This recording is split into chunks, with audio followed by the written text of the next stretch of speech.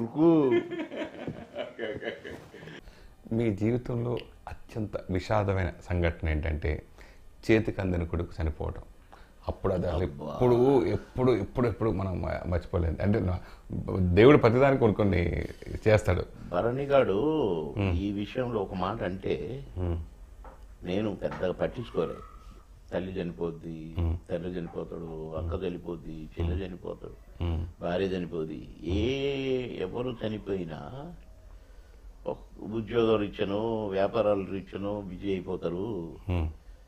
ఒక నెల కొంచెం మర్చిపోతారు, 2 నెలల్లో ఇంకో కొంచెం మర్చిపోతారు, 3 నెలల్లో ఇంకొంచెం మర్చిపోతారు, 4-5 నెలల్లో అసలుకే మర్చిపోతారు, నార్మల్కి వస్తారు అని చాలాసార్లు చెప్పి అందుకని నేను ఇట్లాంటి బాగా షేర్ చేసుకుంటాను.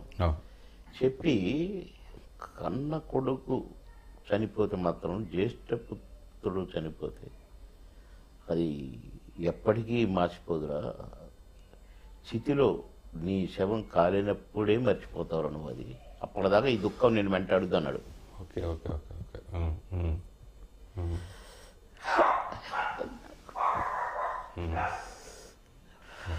ఇప్పటికి వెంటాడుతుంది తమ్ముడు.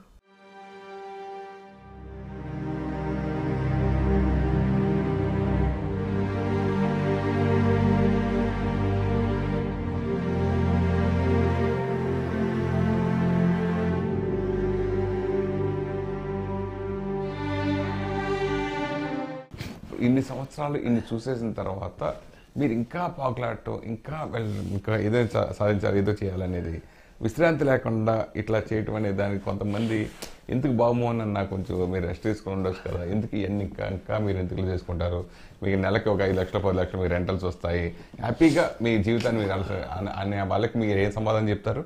ఏం సమాధానం ఎవరికి చెప్పాల్సిన అవసరం నాకు లేదు. నెంబర్ 1. నెంబర్ 2, ఎవడు ఏదో మాట్లాడుకున్నాడని నేను దానికి ఎప్పుడు రియాక్ట్ కాలేదు. నెంబర్ 2. నెంబర్ 3, నాకు no background, no godfather. నేను ఎక్కడికో పోయి నేనేం నేర్చుకొని వచ్చినని కాదు. నేను ఉద్యోగం చేయాలా, నేను చదువుకోవాలా అనేదే ఉండేది నా మైండ్లో. ఇది దేవుడిచ్చిన అవకాశాలు, లేకుంటే నో బ్యాక్గ్రౌండ్. అసలు నేను ఎవరిని నేను పెద్ద ఏ పుడింగినా చంద్రబాబు లైక్ చేయటం ఏంటి, ఎన్టీ రామారావు గారు లైక్ చేయటం ఏంటి తమ్ముడు.